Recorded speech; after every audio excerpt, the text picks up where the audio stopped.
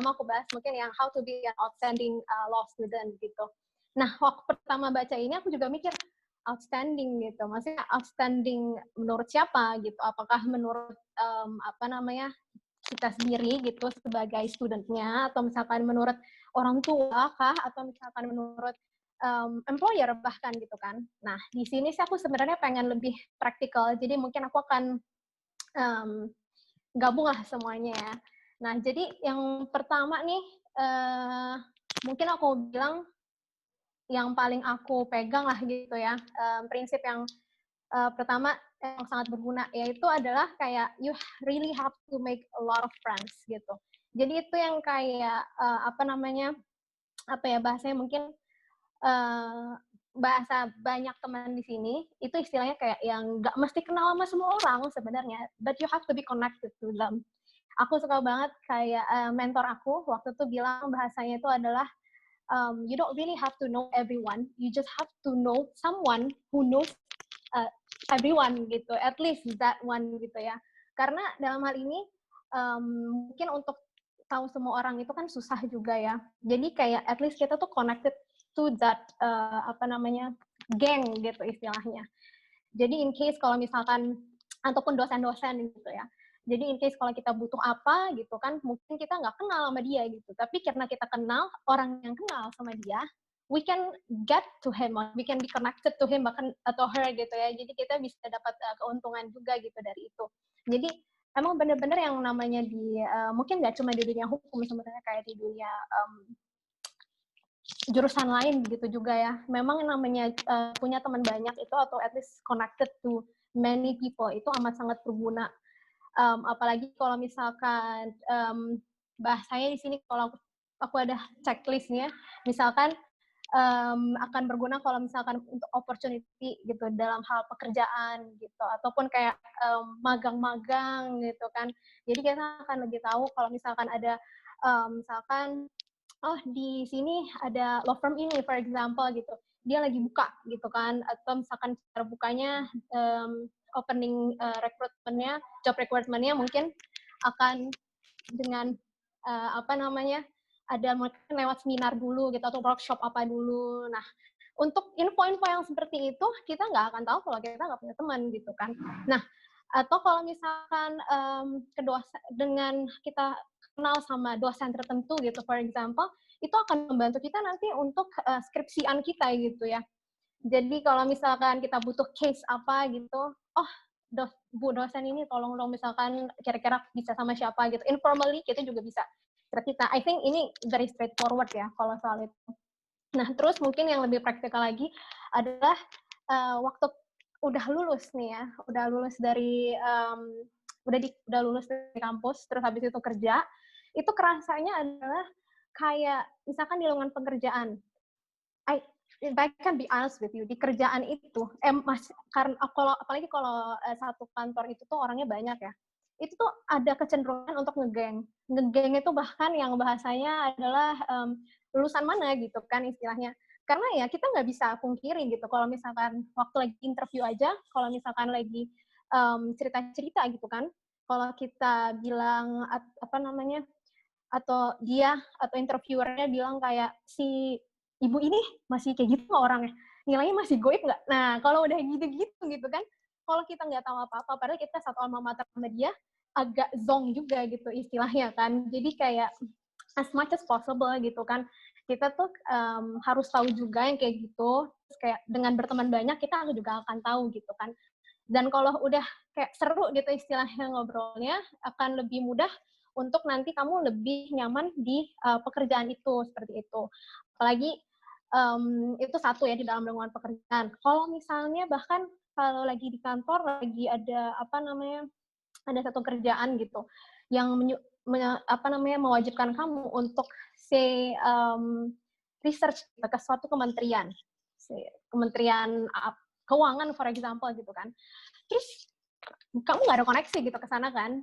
But kalau misalkan punya teman banyak atau kayak pernah dengar kayaknya si ini pernah research ke Kementerian Keuangan ini, it's easier for you to dapat informasi itu, to know like siapa orangnya, contact person-nya yang harus dihubungi, terus you can just simply, for example, mention your friend's name atau siapa lah gitu kan yang mungkin seorang gitu yang jadinya nanti kamu ketika ngomong dengan kontak person yang ada di kementerian ini jadi lebih nyambung dan lebih enak, jadinya kamu bahkan bisa lebih cepat untuk bekerja. Jadi sangat berguna deh gitu istilahnya ya. Nah terus aku juga kemarin hari ini sempat cita-cita sama dede-dede gitu, junior-junior di kampus. Aku tanya nih, oh ya, aku tanya gimana kamu di kampus sendirian gitu, maksudnya yang advent gitu kan. Apparently di zaman mereka sekarang satu angkatan tuh bisa 3 gitu, bertiga. Itu kan seru ya. Jadi sebenarnya cuman memang ya itu. Nah, jadi enaknya adalah karena kamu bertiga, istilahnya tuh kalau misalkan kamu bilang kamu advent, I think nggak cuma kamu sendirian gitu. Beberapa orang teman-teman udah sama-sama advent emang udah pada tahu. Jadi it's easier for you to actually bilang declare yourself Adventist gitu, terus habis itu bilang pantangan-pantangan kamu tuh apa aja. And most importantly karena kamu bisa deket gitu misalnya sama teman-teman kamu satu kelas gitu kan. Itu tuh kalau misalkan ada jadwal gitu misalnya kalau kalau jadwal yang jatuhnya pada hari Sabtu. Kalau case juniorku nih, dia bilang waktu itu praper apa prapit gitu. Jadi kayak praktek acara pidana atau praktek acara perdata ya, praper prapit. Nah, itu tuh di hari Sabtu gitu kan. Nah, terus karena teman-temannya udah tahu, terus ini juniorku bilang, aduh Sabtu nggak bisa deh, gue nggak ikutan gitu kan istilahnya. Nah, karena gitu tuh teman-temannya tuh juga langsung, oh iya emang nih anak ini kalau Sabtu udah nggak bisa deh gitu istilahnya. Jadi teman-temannya juga mendukung, terus they actually help her to kayak kompor-komporin dosennya lah gitu untuk kayak jangan hari Sabtu gitu kan. To the point akhirnya ya udah gitu. Puji Tuhan nggak jadi hari Sabtu gitu kan. It is actually something yang amat sangat ini banget kan kegunaan dari punya teman banyak inilah gitu istilahnya ya. Nah cuman memang tadi kalau misalkan kamu ada berapa gitu kan sesama advent ya mungkin harus saling mendukung ya, jangan jadi batu sandungan gitu istilahnya. Kalau yang satu bilang jangan gitu kan hari Sabtu strict gitu ya, berarti yang lain ya tolong gitu ikutan juga gitu istilahnya kan, kita menjaga gitu kalau nama advent itu seperti apa gitu supaya gampang istilahnya nanti izin-izinnya ke depannya seperti itu. Nah terus okay, fine. Yang pertama tadi adalah kayak you really have to have a lot of friends or at least be connected to them gitu kan for certain gangs gitu ya ceritanya. Nah yang kedua adalah kayak kamu tuh ini sebenarnya akan lebih dilihat dari sisi employer ya.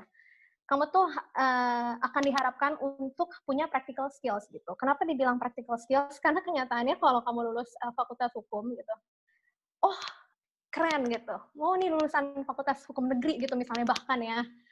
Tapi pas kerja gitu tuh kamu akan merasa bodoh. I'm telling you, kayak if I can be honest with you ya, itu tuh di kerjaan tuh apa yang kamu kerjakan nanti akan kayak wah ternyata yang di kuliah itu kok kayaknya cuma dikit ya gitu istilahnya, cuma kulit-kulitnya doang, di kerjaan kayaknya beda banget gitu caranya kayak how you deal with people, orang-orang kementerian, orang-orang clients gitu, itu yang sebenarnya ternyata involve-nya lebih banyak yang itu nggak dipelajarin gitu misalkan di kampus atau misalnya atau bahkan yang kayak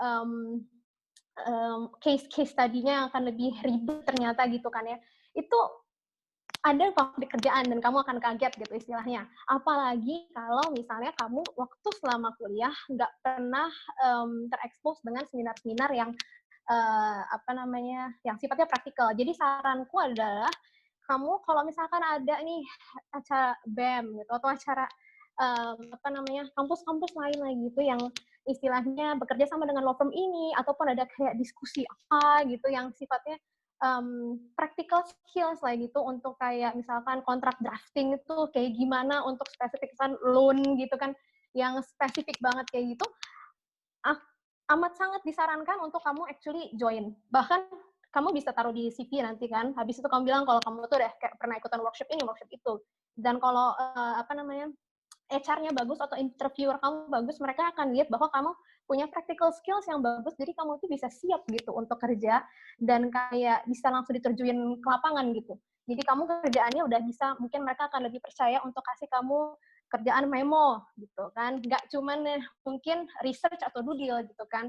Jadi a little bit more um, analytical thinking yang dan praktikal yang akhirnya bisa kepake dan kamu akan lebih enjoy nantinya waktu di kerjaan, nggak bosan dengan kerjaan research ataupun kerjaan due deal gitu. Nah, terus tentunya tadi ya, dengan kamu tadi udah misalkan banyak sertifikat ini, or you can actually list down misalkan di CV kamu gitu, kamu udah pernah workshop ini, itu gitu kan istilahnya, itu akan meningkatkan opportunity kamu untuk dapat mencari kerjaan yang sesuai dengan kamu inginkan. Terus yang ketiga adalah, mungkin ini kayaknya ternyata banyak juga ya, gue pikir kayaknya gue cuma ngomong dikit nih. Oh, ini kan ketawa-tawa Kak Joyce. Alright, yang ketiga adalah, well, ini nggak bisa dipungkirin, zaman sekarang ini kalau kamu pengen masuk law firm yang bagus, consulting firm yang bagus, kamu diharapkan untuk memiliki IPK yang bagus. Atau kayak kamu punya prestasi-prestasi, pernah ikutan acara nasional ini, moot court ini, terus atau international gathering ini, gitu kan. Law association ini, gitu istilahnya kan. Atau kayak ketua organisasi ini, atau ketua acara event ini, gitu, koordinator ini, bla bla bla gitu. Itu akan menjadi selling point yang tinggi sih sebenarnya. Apalagi kalau misalkan kamu ada rencana tadi kayak ke Joyce bilang, oh aku pengen dapat beasiswa gitu, aku pengen S2 gitu kan, apalagi itu tuh they see this actually. Jadi ya IPK harus bagus itu nggak bisa di ini sih mungkin. Ada pertanyaan sih sebenarnya dari junior, berapa sih Kak IPK bagus itu gitu kan istilahnya. Ya, sebenarnya IPK bagus itu, ya kalau bisa sih magna cum laude gitu ya. Tapi kan yang mungkin susah gitu kan. Apalagi kalau dosen dengan yang kasih nilai goib gitu bahasanya ya.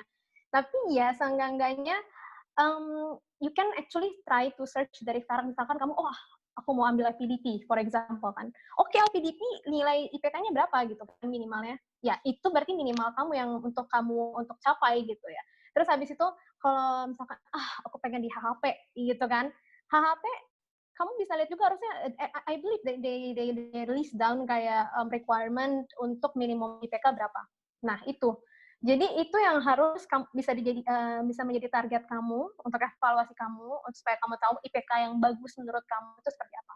Tapi juga nggak muluk-muluk ya, maksudnya orang yang IPK-nya bagus, terus habis itu kayak diaktif prestasi ini acara ini segala macam gitu kan, internasional nasional itu kayak nggak muluk-muluk kamu bisa dapetin semuanya. Maksudnya kayak ada sih orang-orang dewa macam itu gitu ya. Tapi maksudnya ya itu ada trade off-nya dan itu kamu harus bisa balance itu to the point you can get like some of this and you can like meet the actual goal yang kamu tadi mau ambil. Misalnya kan tadi maunya LPDP, so perhaps IPK-nya kamu berapa, tapi kamu harus naikin prestasinya supaya kamu nanti mungkin bisa lebih banyak presence-nya bikin paper atau misalkan menang lomba apapun gitu ya. Gitu. Ini baru satu topik, gimana nih? Oke, jadi sebenarnya 3 itu sih yang paling utama ya. Kalau misalkan gimana caranya jadi an outstanding law students. Terus ini aku mau lanjutin lagi apa gimana ya? Ini how to choose a major ya? Lanjut, Kak. Oke ya, lanjut ya. Kita tetap lihat waktu ya, Kak.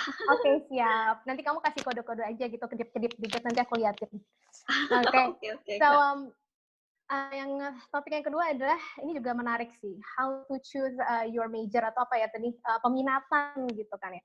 Karena hukum tuh ya, kenyataannya banyak banget peminatannya gitu.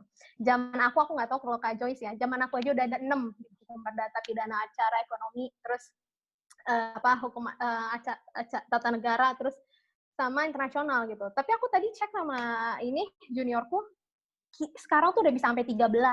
Kak Joyce, please, 13, Kak. Iya, makanya. Jadi yang namanya Islam tuh udah terpisah. Terus habis itu kayak perdata internasional publik, masyarakat pembangunan gitu. Jadi kayak buruh, even ada hukum lainnya, isinya kesehatan, telematika, permen, bla bla bla gitu. Jadi amat sangat banyak.